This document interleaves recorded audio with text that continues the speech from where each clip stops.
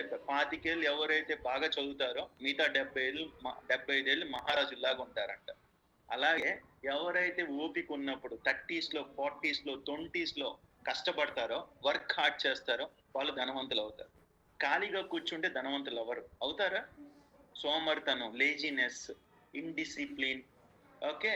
So work చేయాల్సిన టైంలో TV చూడటం, ఫోన్లు చూడటం, సినిమాలు చూడటం, టైం వేస్ట్ చేయటం, వాళ్ళ గురించి వీళ్ళ గురించి రూమర్స్‌లో ఇన్వాల్వ్ అవ్వటం, ఇదంతా కూడా తెలివి తక్కువోళ్ళు చేసే పని. ధనవంతులు అయ్యే వాళ్ళు ఇది చేయకూడదు. అర్థమవుతుందా క్లియర్‌గా? కష్టపడాలి. కష్టపడాలి. Every day you need to work hard. నా కోచెస్ కూడా నేను అదే చెప్తా. మీరు కష్టపడకపోతే, ఇప్పుడు కష్టపడకపోతే రేపొద్దున కష్టపడలేని వయసులో కష్టపడాల్సొస్తది. అంటే వయసు దాటిపోయిన తర్వాత కష్టపడాల్సొస్తది. అదేదో ముందే జాగ్రత్త పడ్డాం అనుకో 30స్ లోపల, 40స్ లోపల మన లైఫ్ సెటిల్ అయిపోవాలి. అలా కష్టపడాలి 20స్ నుంచి. అర్థమవుతుందా క్లియర్‌గా? రెండోది జాగ్రత్తగా వినండి. రెండోది, ఈ రూల్ అందరూ పాటిస్తే అందరూ బావుంటారు. ఆ రూల్ పేరేంటంటే 40, 20, 30, 10 రూల్. ఏం రూల్ అది? 40, 20, 30, 10 రూల్. ఫస్ట్ 40 ఏంటి? గుర్తుపెట్టుకోండి. జాగ్రత్తగా వినండి. మనకొచ్చే ఆదాయంలో 40% ఏదైతే ఉందో అది మన ఎక్స్‌పెన్సెస్‌కి మీట్ అవ్వాలి. అంటే ఇంటి రెంట్, కరెంటు బిల్లు, ఫోన్ బిల్లులు, ఇంకేముంటాయి ఖర్చులు? పాల బిల్లా? ఆ పాల బిల్లు, ఇంకా చిల్లర సరుకుల బిల్లు, ఇంకా చికెన్ బిల్లా? ఏం చెప్పారు? పెట్రోల్ బిల్లు, ఇంకా దాని పక్కకు పోతాం తర్వాత. ఓకే. ఇంకేమున్నాయి? బిస్కెట్స్ బిల్లు, అది అసలు మనకి సంబంధమే లేదు, డాడీ సంగతి చూసుకుంటారంట. ఈ 40%లో ఇదంతా మీట్ అయిపోవాలి. ఓకే. 20% 40 అయిపోయింది కదా, ఇంకా ఎంత పర్సెంటేజ్ మిగిలి ఉంది? 60% ఉంది. 20% ఏదైతే ఉందో అది సేవింగ్స్‌కి వెళ్ళిపోవాలి నెల నెల. దాన్ని ఇంకా కదిలియకూడదు. 20% must go to savings. If your salary is 1 lakh, you are earning 1 lakh, 20,000 must go into savings. Every month వెళ్ళిపోవాలి. అది మీరు ఏం సేవ్ చేస్తారో అది మీ ఇష్టం, నాకు సంబంధం లేని విషయం. గ్రామ్ బంగారం కొనుక్కుంటారా? అది మీ ఇష్టం. వెండి కొనుక్కుంటారా? మీ ఇష్టం. లేకపోతే ఫిక్స్డ్ డిపాజిట్ చేస్తారా? మీ ఇష్టం. షేర్ మార్కెట్లో పెడతారా? అది మీ ఇష్టం. సేవింగ్ ఏ ఉండదా? ఓన్లీ షేవింగా?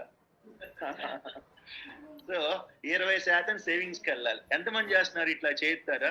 20% సేవింగ్స్ పంపిస్తున్నాను సార్, మాకు తెలియదు సార్ అంటారా? ఓకే. 30% for our life. అంటే నీకు ఒక ఫోన్ ఉంది, ఒక మంచి ఫోనే ఉంది, దాన్ని వాడాల్సిన అవసరం ఉంది. ఒకవేళ మారిస్తే ఇంకా అప్గ్రేడ్ అయితే ఇంకా బాగుంటుంది. దీనికి ఈ 30% ఖర్చు పెట్టండి. Housing loan EMIs, car EMIs, EMIs and what ever the essentials. Simple గా చెప్పాలంటే నెసెసరీస్ కానీ కాదు. నెసెసరీస్ అంటే మ్యాండేటరీ. ఇంటి రెంట్ మ్యాండేటరీ, ఇంటి expenses mandatory, current bill mandatory. ఇంకా మనకి సంబంధాలు ఖచ్చితంగా నెలగానే అవన్నీ తీయాల్సిందే. అవి నెసెసరీస్. ఆ 30% ఏదైతే ఉందో ఇవి ఎసెన్షియల్స్. అంటే ఇంట్లో ఫ్రిడ్జ్ మార్చాం, ఓకే, మార్చొచ్చు. ఎప్పుడు అంటే మనకి అసలు ఫ్రిడ్జ్ అసలు కంఫర్టే లేదు, మార్చుకోవాలంటే ఈ ఎసెన్షియల్స్ లో తీయాలి. అర్థమవుతుందా క్లియర్? ఎంతమందికి అర్థమవుతుంది నేనేం చెప్తున్నాను? అండ్ ఒక్కోసారి ఫ్యామిలీతో బయటికి వెళ్ళాం, ఈ ఎసెన్షియల్స్ లోంచి తీయచ్చు. బయటికి వెళ్తాం తప్పు కాదు, అప్పు చేసి తప్పు చేయకూడదు, అంతే. అర్థమవుతుందా? మనిషి అన్న తర్వాత రిలాక్స్ అవ్వటం తప్పేం కాదు. అర్థమవుతుందా? ఈ 30%లో ఫోన్లు కొనాలన్నా, ఈఎంఐలన్నా, హౌసింగ్ లోన్లన్నా, టీవీలు కొనాలన్నా, ఫ్రిడ్జ్లు కొనాలన్నా, సెల్ ఫోన్లు మార్చాలన్నా, బట్టలు కొనాలన్నా, ఏదైనా సరే ఈ 30%. ఎంతైంది మొత్తం? 90. 10% must be to charity. 10% charity. అర్థమవుతుందా క్లియర్గా? ఎందుకంటే ఇస్తే వస్తుంది. మనం ఇస్తే మనకి తిరిగి వచ్చేది. ఎంత వస్తుంది అంటే 1000 రెట్లు వస్తుందంట. మనం 10 రూపాయలు మనం ఖర్చు పెట్టామనుకో చారిటీ కోసం, 1000 రూపాయలు మనకి తిరిగి దేవుడు ఇస్తాడు. So 10% must go to what ever God, charity, ఏదైనా కానీ. అర్థమవుతుందా? ఇది 40, 20, 30, 10 రూల్. 40% అవసరాలకి, 20% సేవింగ్స్కి, 30% అవసరాలు కాదు కానీ లైఫ్ కోసం essentials, 10% must be to savings. ఎంతమంది ఇది ఫాలో అవుతున్నారు? అబ్బో ఇవన్నీ మాకు సంబంధం లేదు సార్, వస్తే ఖర్చు పెట్టుకోవడం మాకు తెలుసు అంటారా? ఈ ముందు చూపు లేకపోతే చాలా ఇబ్బంది. కోవిడ్ టైంలో చాలా మందికి సాఫ్ట్వేర్ ఎంప్లాయీస్కి జీతాలు లేవు. వాళ్ళందరూ కొంతమంది అయితే ఈఎంఐలు కట్టలేక ఆత్మహత్యలు చేసేసుకున్నారు. ఎందుకంటే వాళ్ళు ఈఎంఐలు ఉన్నాయి అని చెప్పి వాడి శాలరీ 50,000 అయితే ఈఎంఐ 30,000 పెట్టుకున్నారు. ఏది హౌసింగ్ లోని ఈఎంఐ, మళ్ళీ ఇది కాకుండా కార్ లోని ఈఎంఐ, మళ్ళీ బండిలోని ఈఎంఐ, ఫ్రిడ్జ్ లోని ఈఎంఐ, అన్ని లోన్లే. శాలరీ లేవు, తల్లకిందులు అయిపోయిన జీవితాలు. చాలా మంది అయిన గాడికి అమ్ముకొని, కొంతమంది అది బ్యాలెన్స్ అవ్వలేక చచ్చిపోయారు కూడా. సో కాబట్టి ముందు జాగ్రత్త అంటే మీరు నిజంగా ధనవంతులు అవ్వాలంటే 20% సేవింగ్స్ అసలు కదిలిపోతుంది. అంటే కొంతమందికి ఎలా ఉంటుందో తెలుసా, 2-3 నెలలు సేవ్ చేస్తారు ఒక 20%, 4వ నెల ఆ సేవింగ్సే గుర్తు వస్తూ ఉంటాయి, టీ అంటూ ఉంటారు. అసలు మంది కాదని చెప్పి వదిలేయాలి దాన్ని. అర్థమవుతుందా క్లియర్గా? వెళ్ళే కొద్దీ మీకు ఇన్కమ్ పెరిగే కొద్దీ అప్పుడు ఈ ఈక్వేషన్ మారుద్ది. మీకు ఇన్కమ్ పెరిగిందనుకో ఈక్వేషన్ మారుద్ది. మీరు సేవింగ్స్ 30కి కూడా వెళ్ళొచ్చు, 40కి కూడా వెళ్ళొచ్చు, 50లోకి కూడా వెళ్ళొచ్చు. ఎందుకంటే మీకు ఇన్కమ్ పెరిగింది, ఖర్చులు అంతే ఉన్నాయి. చాలా మందికి ఇన్కమ్ పెరిగే కొద్దీ ఖర్చులు ఏం పెద్దగా పెరగవు. అలాంటప్పుడు మీరు సేవింగ్స్ పెంచాలి, అంతేగాని స్పెండింగ్ పెంచకూడదు. సేవింగ్, స్పెండింగ్ ఈ రెండు చాలా డిఫరెంట్ ఉంటుంది. అవసరం అయితే ఎంతైనా ఖర్చు పెట్టాలి, అవసరం లేకపోతే రూపాయి కూడా దిగకూడదు. ఎగ్జాంపుల్ చెప్తా. ఇప్పుడు మీరు షేక్స్ అవుతున్నారు, ఇది అవసరం, ఎంతైనా తీయవచ్చు. ఈ చక్రాలు తింటాం, చకోడీలు తింటాం, స్వీట్లు తింటాం, పుల్కాలు, ఫ్రైడ్ రైస్లు తింటాం, నూడిల్స్ తింటాం, మంచూరియాలు తింటాం, ఇది అవసరం లేదు, రూపాయి కూడా తీయొద్దు అక్కడ. అర్థమవుతుందా క్లియర్గా? ఎంతమందికి అర్థమవుతుంది నేను చెప్తున్నాను? అర్థమవుతుందా? ఓకే. నిజంగా ధనవంతులు ఎప్పుడు అవుతారో తెలుసా? కాంపౌండింగ్ అంటారు. పవర్ ఆఫ్ కాంపౌండింగ్ అంటే ఏంటో తెలుసా? నీ డబ్బుని పుట్టించాలి, అప్పుడే నువ్వు ధనవంతుడు అవుతావు. నువ్వు కష్టపడుతూనే ఉన్నావు, నువ్వు డబ్బులు పుట్టిస్తున్నావు కానీ, డబ్బులు ఖర్చు పెడుతున్నావు కానీ, ఆ డబ్బు పుట్టించలేకపోతున్నావు. నువ్వు ఎప్పటికీ పేదవాడిగానే మిగిలిపోతావు. వారెన్ బఫెట్ చెప్పినా ఇదే, ఇంకెవరు ధనవంతులు చెప్పినా ఇదే చెప్తారు. పవర్ ఆఫ్ కాంపౌండింగ్ అంటే నీ రూపాయి 10 రూపాయలు చేయగలగాలి, డబ్బుని పుట్టించగలగాలి. ఇది తెలివైన వ్యాపారస్తుడు, ఉద్యోగస్తుడు చేయాల్సిన పనులు. అర్థమవుతుందా? 1,00,000 వస్తే 1,00,000 ఖర్చు పెట్టేసి నెలాఖరికి మళ్ళీ ఇంకా వీలైతే ఇంకో 10,000, 20,000. కొంతమంది చాలా జాగ్రత్తగా వినండి. కొంతమంది యాప్ల్లో డబ్బులు తీసుకుంటున్నారు. యాప్ నొక్కగానే నీ KYC fill Aadhaar card, pan card submit చేయగానే నీకు లోన్ ఇచ్చేస్తున్నారు. అలాంటి చేయకూడదు. ఎందుకో తెలుసా? వాళ్ళు చక్ర వడ్డీలు, భూచక్ర వడ్డీలు, విష్ణు చక్ర వడ్డీలు మొత్తం కలుపుతారు. ఈవెన్ క్రెడిట్ కార్డు మీద అప్పు చేయకూడదు. కొంతమంది క్రెడిట్ కార్డుకి డబ్బులు తీసుకుంటారు, చేయకూడదు. అర్థమవుతుందా? ఎంతమందికి అర్థమవుతుంది? కాబూలీవాలా అంటారు, తెలుసా మీకు? కాబూలీవాలా అంటే ఏంది? రూపాయి 100 రూపాయలకి 10 రూపాయలు వడ్డీలు వేస్తారు వాళ్ళు. ఈ యాప్ల్లో ఏదైతే మనం వ్యాపారం చేస్తున్నామో, లోన్లు తీసుకుంటున్నామో, కాబూలీవాలా. అర్థమవుతుందా? 10 రూపాయల వడ్డీలు.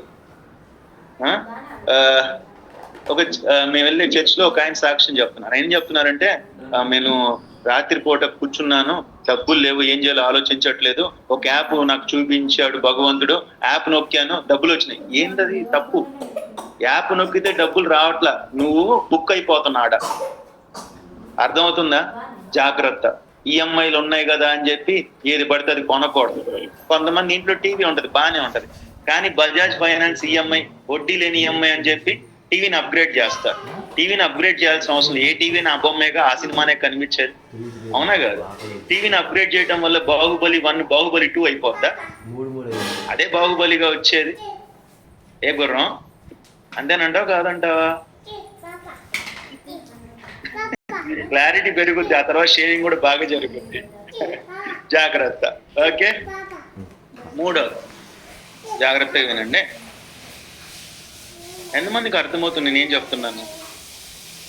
అర్థమవుతుంది అన్న వాళ్ళు చేస్తారా? చాలా ఇంపార్టెంట్ టాపిక్ కదా, అందరికి నచ్చే టాపిక్. ఈఎంఐస్ ఉండటం తప్పు కాదు, లిమిటెడ్ ఈఎంఐస్ ఉండాలి. అంటే ఏంటి అర్థమయ్యేలా చెప్తా జాగ్రత్త. ఈఎంఐస్ ఒకవేళ ఎవరిని వచ్చి మనం అడిగితే ఆ తెల్లారికి ఇచ్చి పడేయగలగాలి, అది ఈఎంఐ అంటే. కొంతమంది ఇప్పుడు ఇన్కమ్ ట్యాక్స్ కోసం ఇల్లు కొనుక్కుంటారు. 1.5 lakh వరకు ఇంట్రెస్ట్ కి మనకి ఇన్కమ్ ట్యాక్స్ కలిసి వస్తుంది. దానికోసం ఇంటికి లోన్ తీసుకుంటారు, పర్ల తప్పేం కాదు. కొంతమందికి ఖర్చులు చూపించుకోవడానికి కార్ లోన్ తీసుకుంటారు, అది తప్పు కాదు. సో ఈఎంఐస్ అనేది ఎలా ఉండాలంటే, మనల్ని ఎవరన్నా ఒకవేళ అడిగితే నెక్స్ట్ డే కట్టేయగలగాలి. అలాంటి ఈఎంఐస్ తీసుకోవడం బెస్ట్. అర్థమవుతుందా? ఏదైనా అనుకోని పరిస్థితి వచ్చి మనకి ఏదైనా ఇబ్బంది జరిగి ఈఎంఐలు కట్టలేకపోతే వాళ్ళ ఇంటికి వచ్చి గందరగోళం చేస్తారు. ఈఎంఐస్ తీసుకోవద్దని చెప్పట్ల, చేయండి, కాకపోతే లిమిటెడ్ అవ్వాలి. అర్థమవుతుందా క్లియర్గా? ఎంతమందికి అర్థమవుతుంది నేనేం చెప్తున్నాను? ఇల్లు కొనుక్కున్నాం, ఒక్క ఇల్లే గుర్తుపెట్టుకోండి, ఒక్క ఇల్లు ఓకే, రెండో ఇల్లు బాధ్యనే అవుతుంది. చాలా మంది ఇల్లులు కొంటారు, ఒక్క ఇల్లు అయితే ఓకే, మనం ఉండటానికి ఎంతైనా ఖర్చు 10 కోట్లు పెట్టని ఇల్లు కట్టుకోవచ్చు, ఇబ్బంది ఏం కాదు. రెండో ఇల్లు బడ్డెన్ అవుతుంది. అంటే రెండో ఇల్లు వల్ల పెద్ద ప్రయోజనం లేదు. ఎందుకంటే 1 కోటి రూపాయలు పెడితే వడ్డీ అద్దె ఎంత వస్తుంది? ఎంత వస్తుంది సార్? 1 కోటి రూపాయలు ఇల్లు కొన్నాం, ఎంత అద్దె వస్తుంది? 30,000 నుంచి వస్తుంది. పావుల వడ్డీ కూడా రాదు. అంటే మనం 1 కోటి రూపాయలు ఇన్వెస్ట్ చేస్తే పావుల వడ్డీ కూడా రాదు కనీసం. అది ఎప్పుడు చేయకూడదు. ఒక ఇల్లు ఉండటానికి ఓకే, ఎంత పెద్దదైనా కొనుక్కోవచ్చు. ఎందుకంటే మనం లావిష్ లైఫ్ స్టైల్ లీడ్ చేయాలంటే ఒక మంచి ఇల్లు ఉండటం తప్పు కాదు, 3-4 ఇల్లు ఉండటం తప్పు. ఎందుకంటే అది భారం అయిపోతుంది. జాగ్రత్త. ఇదంతా పెద్ద టాపిక్, ఇంకోసారి ఎప్పుడు నేను చెప్తానులే కానీ జాగ్రత్త. అద్దెలు వస్తేనే ఇల్లు కాదు, వాడు ఖాళీ చేస్తే పెయింట్ వేయటానికి సరిపోయింది మన అద్దె అంతా. అర్థమవుతుందా?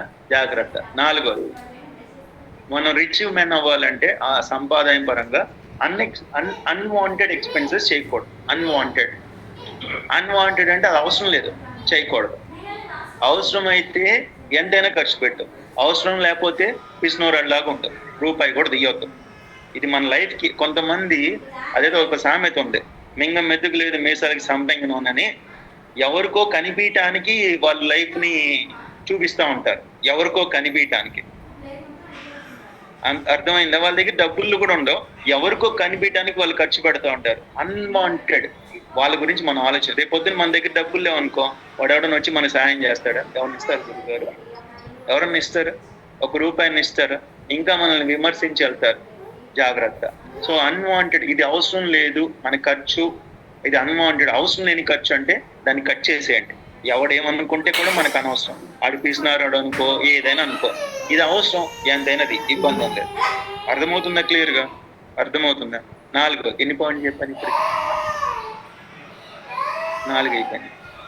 నెక్స్ట్, ఎవరికి కూడా హామీ ఉండొద్దు. మనం కొంతమంది షూరిటీ సంతకాలు పెట్టేస్తారు, పెట్టకూడదు. రేపు పొద్దున్న వాళ్ళకి ఏం జరిగితే నువ్వు బుక్ అవుతావు. అర్థమైందా? షూరిటీ సంతకాలు పెట్టొచ్చా? పెట్టండి. ఎప్పుడు పెట్టాలో తెలుసా? ఒకవేళ మా చెల్లి, మా తమ్ముడు ఆడికి పెట్టా, ఆడి కట్టపోయి నేను కట్టేస్తా అని మీరు మనసులో ఫిక్స్ అయితే పెట్టుకోండి. మనసులో ఫిక్స్ అయిపోయారనుకో, వాళ్ళు మనోళ్ళే కదా, కానీలే, కడితే కట్టారు, కట్టపోయినా కూడా మన దగ్గరికి వస్తే మనం కట్టొచ్చులే అనుకుంటే పెట్టుకోండి షూరిటీలు. లేదు సార్, మన ఎక్కడ కొంతమంది ఎంప్లాయీస్ షూరిటీలు పెడతా ఉంటారు. జాగ్రత్త. షూరిటీలు పెట్టినప్పుడు 1-10 సార్లు ఆలోచించండి. 1-10 సార్లు ఆలోచించండి. రేపు పొద్దున వాళ్ళు ఏదన్నా కట్టకపోతే వాళ్ళు మీ దగ్గరికి వస్తారు. ఎవరు? షూరిటీ పెట్టించుకున్న వాళ్ళు మీ దగ్గరికి వస్తారు. అది కట్టలేదు కాబట్టి నువ్వు కట్టంటే నాకేం సంబంధం అన్నావు అనుకో, నువ్వు షూరిటీ పెట్టావు కదా అంటారు. జాగ్రత్త. అర్థమవుతుందా?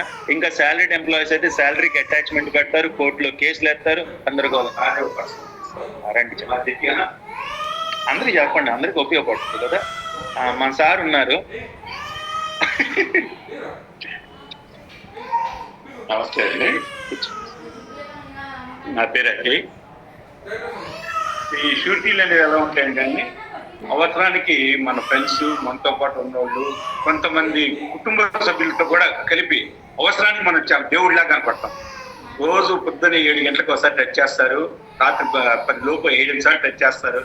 నాకు ఈ సమస్య ఉంది, నువ్వు దేవుడిలాగా నువ్వు నాకు సహాయం చేస్తే నీకు రుణపడి ఉంటానంటూ వస్తారు. నేను రీసెంట్ ఏం కాదులేండి, 11 ఏళ్ల క్రితం ఒక ఫ్రెండ్కి ఒక 20 లక్షలకి చిట్ ఫండ్ కంపెనీకి షూరిటీ ఇవ్వను. వాళ్ళ కూతురు పెళ్ళి అన్నాడు. సర్లే, నా కూతురు లాంటిది కదా వాళ్ళ కూతురు అని చెప్పి సంతకం పెట్టాను. దానికి 3 షూరిటీ ఉన్నాం. ఇద్దరు ఇన్కమ్ ట్యాక్స్ పేయీలు, నేను గవర్నమెంట్ ఎంప్లాయీగా నేను పెట్టాను. పెడితే ఆయన 3 నెలలు కట్టాడు, తర్వాత నుంచి ఇంకా కట్టడం మానేశాడు. ఆయన హీజ్ వెల్ ఆఫ్, కొడుకు దుబాయ్లో కూడా జాబ్ చేస్తున్నాడు ఇప్పటికీ. ఆయన కట్టకపోయేటప్పుడు కోర్టు నుంచి నాకు నోటీస్ ఇచ్చింది. నేను కోర్టుకి లాయర్ని పెట్టుకొని వెళ్ళి తిరిగి అన్ని చేసి కోర్టులో మా లాయర్ తోటి ఒక ప్రశ్న అడిగించాడు జడ్జి గారు. అయ్యా, నువ్వు ఇప్పుడు కాదు మాట్లాడాల్సింది, షూరిటీ పెట్టక ముందు ఆలోచించుకోవాలి. షూరిటీ పెట్టావంటేనే అర్థం ఏంటంటే వాడు కట్టగలడా లేదా అని కాదు, వాడు కట్టకపోయినా నీ దగ్గర అటాచ్మెంట్ కి నువ్వు ఇష్టపడి సంతకం పెట్టినట్లు లెక్క అని 1 వర్డ్ ఆన్సర్ పెట్టి నాకు ప్రతి నెల 30,600 నా శాలరీలో కట్టయ్యి కోర్టుకు పోయినాకే బ్యాలెన్స్ జీతం వచ్చేది. అది పరిస్థితి. అది పరిస్థితి. పాపం మంచి మనసే, మనందరం మంచి మనసుతోనే సంతకాలు షూరిటీ సంతకమేగా ఏమైతే అనుకోండి, ఆ తర్వాత మనకి మెడకి ఊరైపోతుంది. అంతే కదా, వాళ్ళు ఎలా పడితే అలా మాట్లాడతారు, తప్పేం కాదు. ఎందుకంటే చదువుకున్న వాళ్ళే కదా, ఆయన తెలిసి అన్ని తెలిసి ఎలా సంతకం పెట్టామని అడుగుతారు, గ్యారంటీగా అడుగుతారు. సో కాబట్టి జాగ్రత్త. నేను ముందే చెప్తున్నాను, మీరు ఎప్పుడు షూరిటీ పెట్టాలంటే అది వాళ్ళు కట్టపోయిన నేను కట్టేసుకుంటానంటేనే పెట్టండి. రేపు పొద్దున వాళ్ళతో తగాదాలకు వెళ్ళి అయినా చేయలేం మనం. కరెక్టా? అర్థమవుతుందా? సో కాబట్టి ప్రతి ఒక్కరు జాగ్రత్త. Okay, next point. ఈజీ మనీకి కొంతమంది ఆఫర్ చేస్తుంటారు. షేర్ మార్కెట్ లో మీ తరపు నేనే ట్రేడింగ్ చేస్తా, 1,00,000కి 10,000 ఇస్తా అని చెప్పి కొంతమంది ఈజీ మనీ స్కీమ్స్ చూపిస్తూ ఉంటారు. అర్థమవుతుందా? జాగ్రత్త. బిట్ కాయిన్ ట్రేడింగ్ లో మేము పెడుతున్నాం, మీరు నా దగ్గర డబ్బులు కట్టండి, 1,00,000కి 5,000 ఇస్తా, 1,00,000కి 10,000 ఇస్తా అని చెప్పి మీ దగ్గర ఈజీ మనీ అంటే నువ్వేం చేయగలరు, నువ్వు కూర్చో 1,00,000 పెట్టు 10,000 ఇస్తా. స్టార్టింగ్ లో ఇస్తారు, 2-3 నెలలు ఇస్తారు. వాడు ఇస్తున్నాడు కదా అని చెప్పి మనం ఏం చేస్తాం తెలుసా, అవసరమైన కాడికి అవసరమైతే నగలు తాకట్టు పెట్టి కూడా మనం వాళ్ళకి ఇస్తాం, లేకపోతే ఇల్లు తాకట్టు పెట్టి కూడా ఇస్తాం, లేకపోతే అప్పు తెచ్చి కూడా ఇస్తాం. 1 ఫైన్ డే మనకి అది బ్యాక్ డే. కరెక్టా? జాగ్రత్త. ఎప్పుడు కూడా కష్టపడాలి. ఎవరో తిట్టుకుంటున్నట్టున్నాను.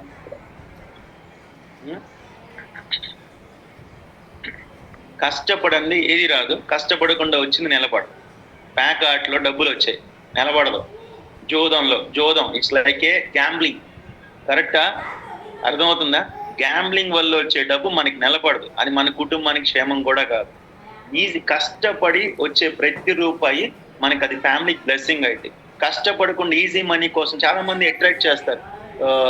మీరు ఈ ఫోన్లు చూస్తున్నప్పుడు చాలా మంది చెప్తారు, పలానా స్కీమ్ లో డబ్బులు కట్టండి, మీకు డబ్బులు ఇస్తాం. ఏమి రావండి.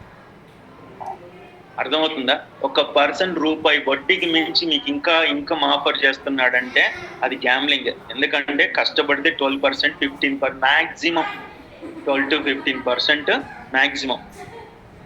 60% ఇస్తానన్నాడంటే 6 రూపాయలు వడ్డీ గిట్టుబాటు అయ్యే విధంగా ఇస్తాను, 10 రూపాయలు వడ్డీ గిట్టుబాటు అయ్యే విధంగా ఇస్తాను, 1,00,000 పెట్టు ఏం చేయక్కర్లా, లేకపోతే 2,00,000 పెట్టు ఏం చేయక్కర్లా, యాప్లో ఇన్వెస్ట్ చేయి, ప్రతిరోజు రిటర్న్స్ ఇస్తాం, ఇలాంటి బోల్డ్ వస్తాయి. జాగ్రత్త. అర్థమవుతుందా? జాగ్రత్త. ఎందుకంటే అలాంటి ఏం నిలబడవు. ఈవెన్ మీరు ఫోన్లు చూసినప్పుడు ఏ లింక్ పడితే ఆ లింక్ ఓపెన్ చేయకూడదు. మీకేమొస్తుందో తెలుసా, మీ SBI కార్డ్ నుంచి మీకు లింక్ వస్తుంది, మీకు SBIలో 3,000 పాయింట్లు ఉపయోగపడినవి ఉన్నాయి అంటే ఈ రోజు కనుక వాడకపోతే మీకు ఈ 3,000 పాయింట్లు మురిగిపోతే నువ్వు ఈ లింక్ క్లిక్ చేయంటారు. యాక్చువల్గా లింకులు క్లిక్ చేయడం అన్ని చేయకూడదు. ఏ లింక్ పడితే ఆ లింక్ క్లిక్ చేయకూడదు. క్లిక్ చేస్తే ఏమైందో తెలుసా, ఆ లింక్ ద్వారా నీ ఈమెయిల్, నీ ఐడి, నీ బ్యాంక్ అకౌంట్లు అన్ని కూడా సింక్రనైజ్ చేసుకుని ఆ డబ్బులు లాగేస్తారు. లింకులు క్లిక్ చేయకూడదు. ఒకవేళ బ్యాంక్ నుంచి ఏమైనా మెసేజ్ వచ్చిందనుకో, డైరెక్ట్ గా బ్యాంక్కి వెళ్ళి కనుక్కోండి, కానీ ఏ లింకులు పడితే ఆ లింకులు క్లిక్ చేయకూడదు. అర్థమవుతుందా క్లియర్ గా? డబ్బులు మోసం చేయడానికి చాలా మంది చాలా రకాల ప్రయత్నాలు చేస్తారు. మనమే సంబాలకే రానా. ఇంకా రేపు సోషల్ మీడియా పెరిగే కొద్దీ ఇంకా మోసాలు పెరుగుతాయి. మనమే 1కి 10 సార్లు జాగ్రత్తగా ఆలోచించి ఏది కరెక్ట్, ఏది చెడు, ఏది న్యాయం, ఏది అన్యాయం అనేది ఆలోచించి చేయాలి. అర్థమవుతుందా క్లియర్ గా? ఎంతమందికి అర్థమవుతుంది?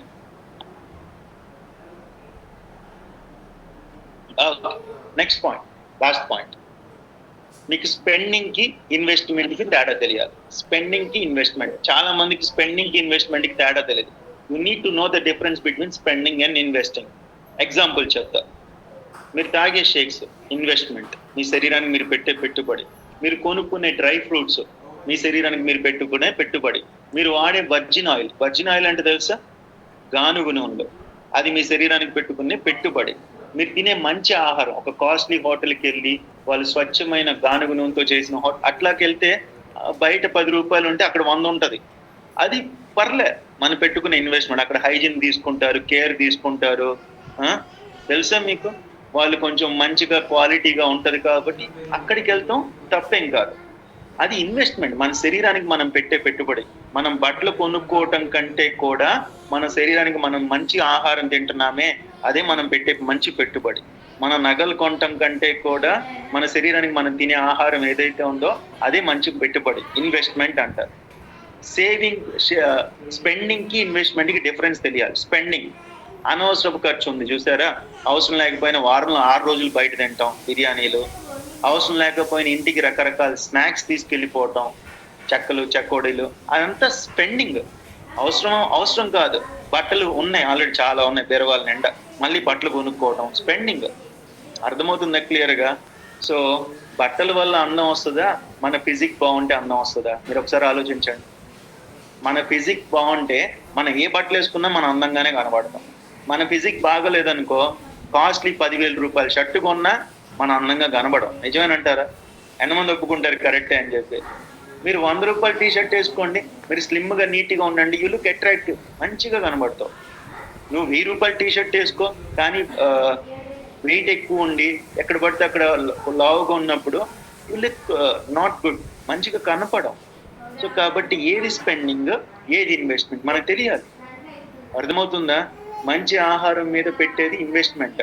మంచి నాలెడ్జ్ కోసం మనం ఏదైతే మనకంటే అలవాటు లేదు, కానీ ఫారిన్ కంట్రీస్లో బిల్ గేట్స్ అవ్వచ్చు, లేకపోతే వారెన్ బఫెట్ అవ్వచ్చు, వాళ్ళు మంచి మంచి పుస్తకాలు కొనుక్కొని చదువుతారంట.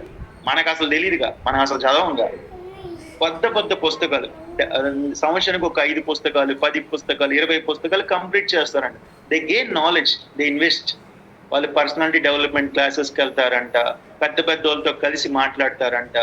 సో ఇదంతా వాళ్ళు నాలెడ్జ్ గెయిన్ చేసుకుంటారు. They invest on themself. వాళ్ళ మీద వాళ్ళు ఇన్వెస్ట్ చేసుకుంటారు, వాళ్ళ నాలెడ్జ్ గెయిన్ చేసుకోవటం కోసం. మనకి ఇవన్నీ పెద్దగా తెలియవు.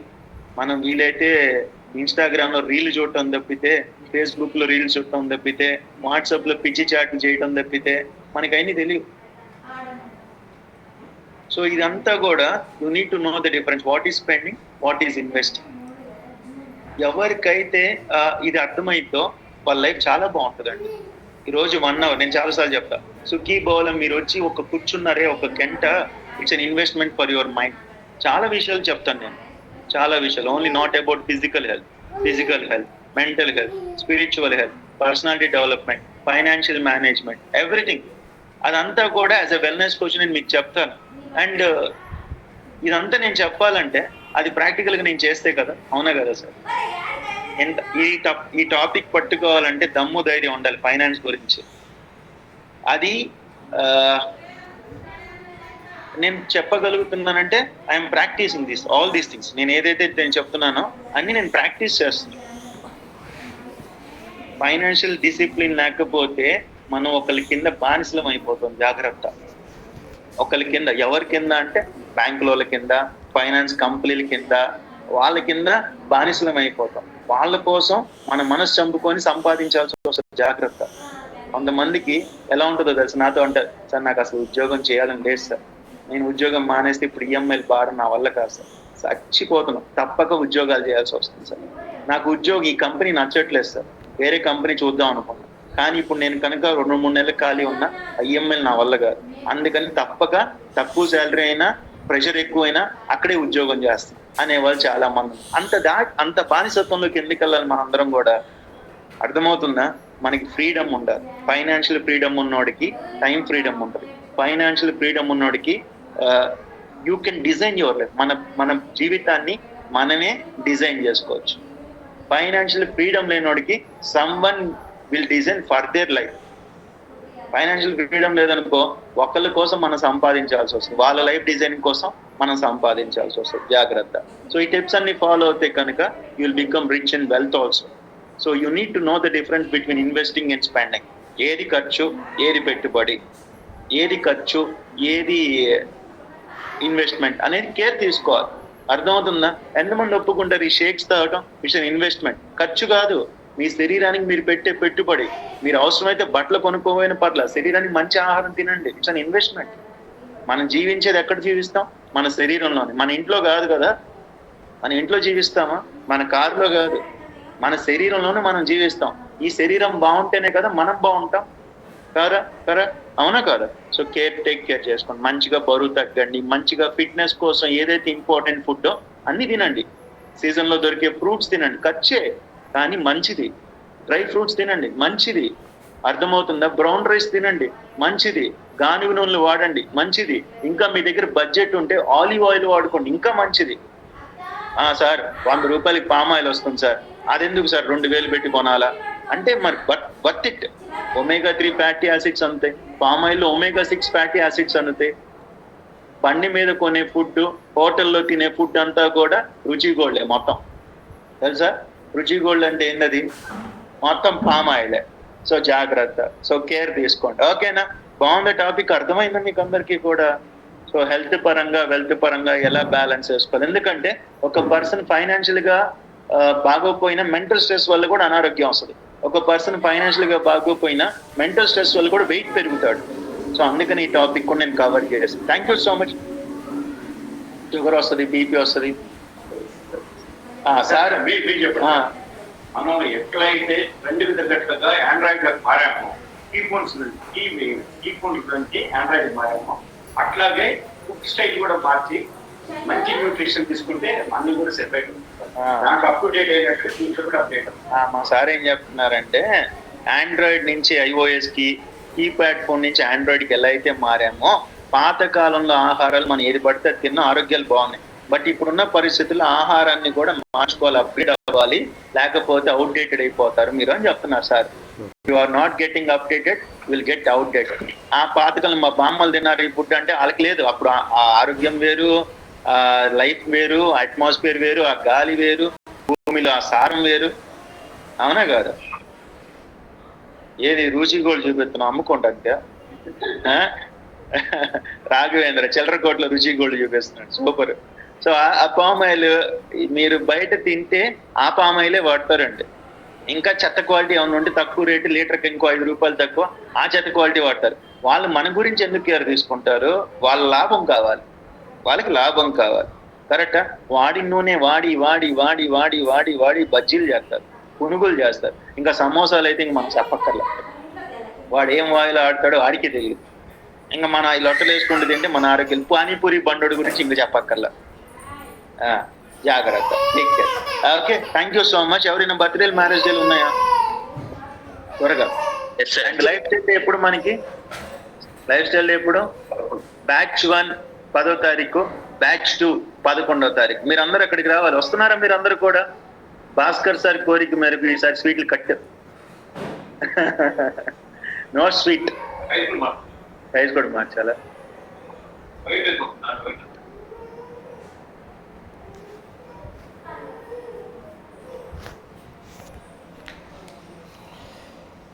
లెఫ్ట్ ల్యాండ్ మీటింగ్, గుంటూరులో జరిగే మీటింగ్. బ్యాచ్ 1 10వ తారీఖు, బ్యాచ్ 2 11వ తారీఖు. బ్యాచ్ 1 ఎవరు, బ్యాచ్ 2 ఎవరు మాకు మీకు చెప్తారండి. 7:30 రిజిస్ట్రేషన్ స్టార్ట్ అయింది, 9 కల్లా ఈవెంట్ స్టార్ట్ అయింది, 1:30 లంచ్ తర్వాత మీరు ఇంటికి వెళ్ళిపోవచ్చు. ఓకేనా? Thank you so much. I wish all the best and see you on 10th and 11th. Any birthday marriage డేలు ఏమైనా ఉన్నాయా? త్వరగా.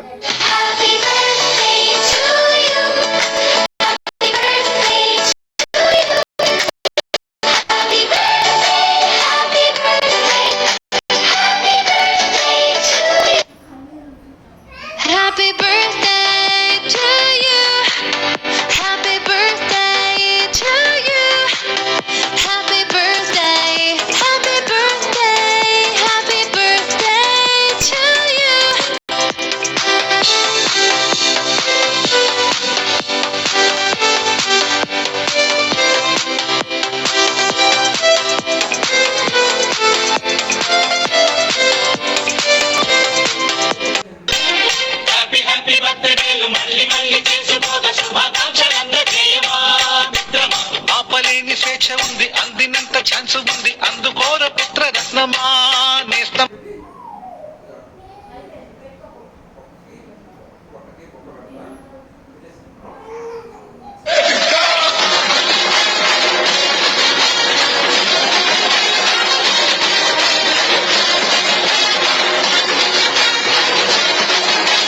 దీంట్లో 100% ఆలివ్ ఉంటుంది. 1000 రూపాయలు ప్లేట్.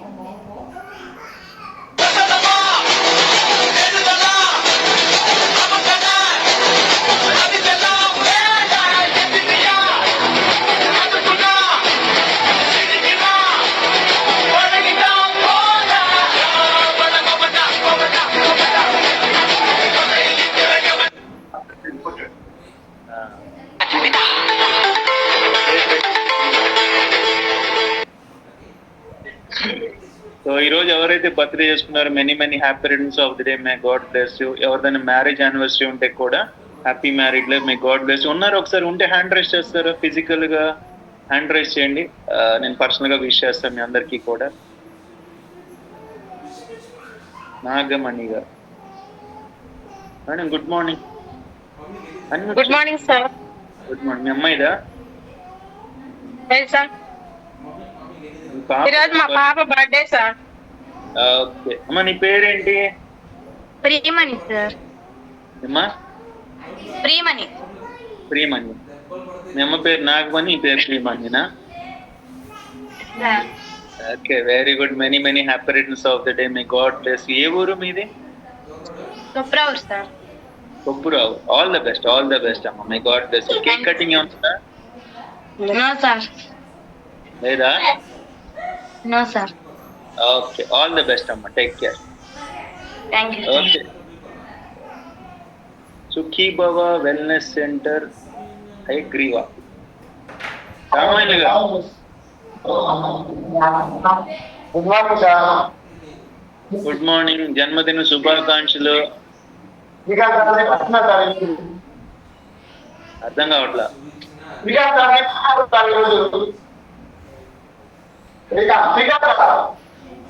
శ్రీకాంత్ పుట్టినరోజు అనే ఒకసారి లేచి నుంచి అసలు మామూలు మెకానిక్ మాయ సూట్ మాయ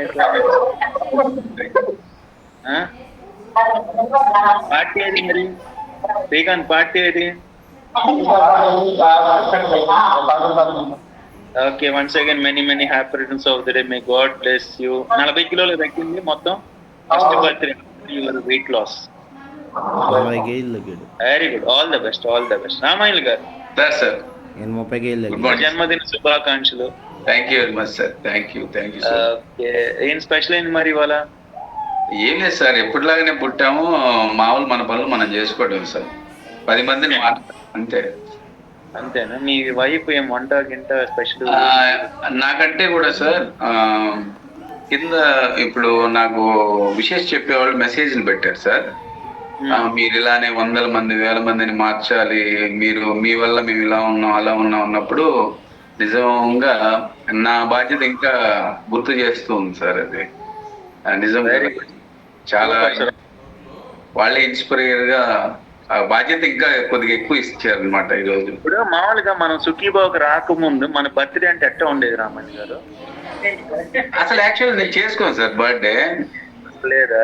రోజు బర్త్డేనే, రోజు ముందట.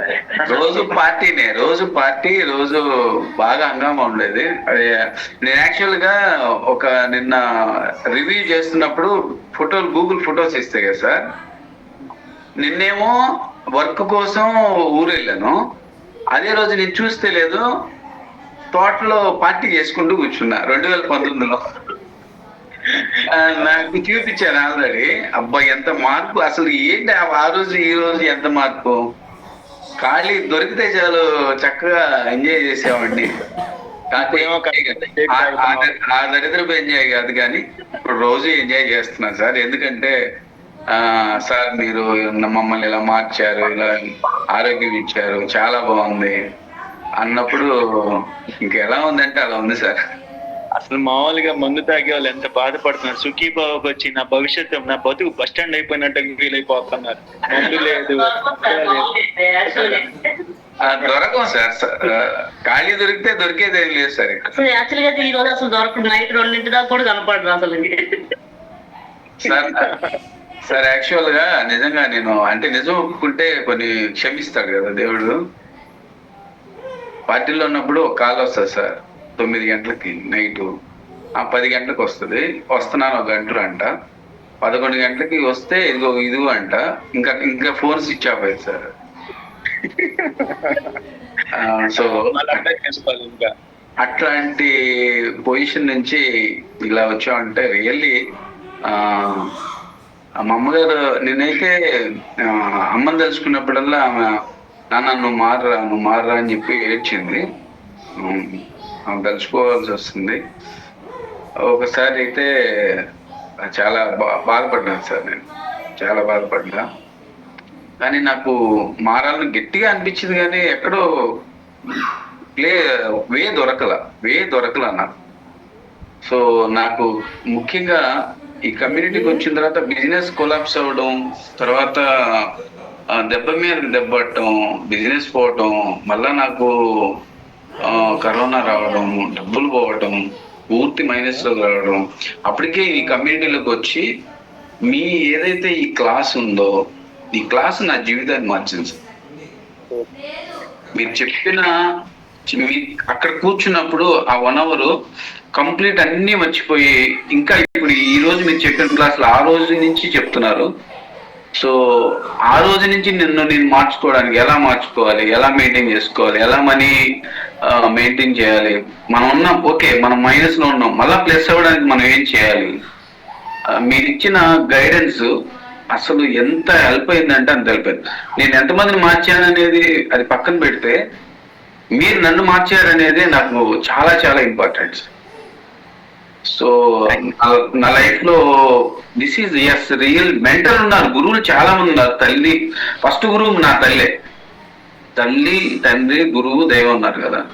ఆ గురువు బాధ్యత మీరు ప్రతిసారి పట్టుకుంటారు. ఒకసారి గట్టిగా చెప్పినా బాధేసినా, నేనైతే నిజంగా చెప్తున్నా సార్, మన తల్లిదండ్రుల తర్వాత అంత ఇదిగా చెప్పగలిగేది మీరే కదా. ఒక కస్టమర్కి చెప్పలేకపోవచ్చు, కానీ మెంటల్ గా మేము ఇంతమందిని మేము మార్చగలిగామంటే ఇక్కడ ఉన్న కోచ్లు అందరూ కూడా మీకు చాలా చాలా వాస్తవం చెప్పాలంటే మీ హార్ట్ టచ్ చేస్తారు అంతే. అందుకే మిమ్మల్ని ఎవరు వదిలిపెట్టడానికి అంత సామాన్యంగా తీసుకోరు. వాళ్ళు వెళ్ళారంటే అది వాళ్ళ ఇదనుకుంటా. థ్యాంక్ యూ సో మచ్, చాలా బాగా ఉపయోగపడింది. సో నేను అదే చెప్పాలనుకున్నాను సార్, చాలా మంది వెయిట్ లాస్ అవుతున్నారు, వాడుతున్నారు, వెళ్ళిపోతున్నారు, కానీ మీరు ఎక్కడంటే ఆ హార్ట్ లాక్ చేశారు. సో ఈ రోజు స్థితి చూస్తే నేను ఇప్పుడు ఏదైతే మైనస్ లో ఉన్నానో, ఎంత ఇబ్బంది పడ్డానో, ఈరోజు దేవుడి వల్ల చాలా మందికి హెల్ప్ చేయటం, ఎక్కడికి వెళ్ళినా నన్ను వాల్యూ ఇవ్వటం. వాల్యూ ఇంతకుముందు కూడా ఉంది, కానీ ఏంటంటే ఒక్కసారిగా బ్యాంక్ మ్యాన్ కూలిపోయింది కరోనా వచ్చినప్పుడు. సో ఈరోజు బిల్డ్ మోర్, ఆ శక్తిని మీరు మాకు ఇచ్చారు చూడండి, అది ఇంకా ప్రపంచం మొత్తం దశ వ్యాప్తి జరుగుతుంది సార్. ఇంకా చాలా సాధించారు. ఇంకా మిల్ టీమ్ అవ్వాలి, ఇంకా ప్రెసిడెంట్ టీమ్ అవ్వాలి. అది నాకు రియల్ హ్యాపీనెస్. మీరు బ్యాక్ బోన్ ఉన్నారు, అది వెళ్ళిపోతున్నాం సార్ అంతే. All the best. మీరు కొట్టినా తిట్టినా వెళ్ళిపో అన్నా, ప్రెసిడెంట్ టీమ్ అయిన తర్వాత మాత్రం ఏదైనా జరిగింది. నేను కొట్టను తిట్టాను సార్. కొట్టాలి సార్, మీరు కొట్టాలి, తిట్టాలి, అరవాలి, మమ్మల్ని తయారు చేయాలి. మీరంతే శిల్పి, దెబ్బలు తగిలినప్పుడు శిల్పం మారుతుంది sir. Thank you so much. Thank you. అది మీ మనసులో నుంచి వచ్చింది, నాకు అర్థమవుతుంది. Thank you so much. ఇంకా నా బాధ్యతను పెంచారు. Thank you so much. All the best sir, all the best.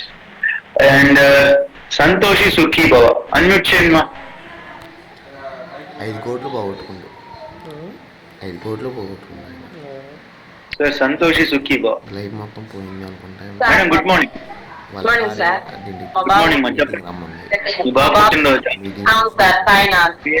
పేరేంటి? మా జీవితాలు. ఓకే, ఆల్ ద బెస్ట్ చెప్పండి. మీ గాడ్ బ్లెస్ యు. మా అబ్బాయి డైనోషేక్ ఇవ్వండి. ఎంత ఏజ్? 9 సంవత్సరాలు వచ్చింది sir. Dinoshake very good, all the best, convey my wishes, all the best మా. సో కేక్ కటింగ్ ఉంది ఇక్కడ. So birthday song please.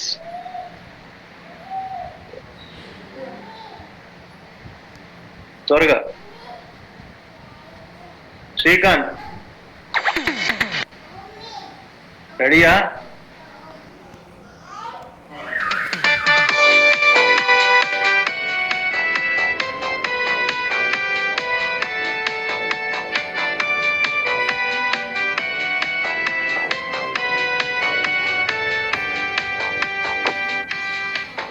Happy birthday to you. Happy birthday to you. Happy so once again many happiness of the day. అందరూ కూడా birthday boys కి girls కి wishes చెప్పండి. And రేప్ topic చాలా ఇంపార్టెంట్, క్యాన్సర్ గురించి ప్రివెన్షన్ గురించి మాట్లాడబోతున్నాను. అండ్ ఎల్లుండి లైఫ్ స్టైల్ ఉన్నాయి, గమనించండి. Thank you so much. See you tomorrow morning. అందరిని అన్మ్యూట్ చేస్తాను. బర్త్డే బాయ్స్ కి అండ్ గర్ల్స్ కి విషెస్ చెప్పండి. See you, take care, bye. Thank you, sir. Thank you so much, sir. Thank you, sir. Birthday, happy birthday, all of you. Thank you so much, sir. Happy birthday.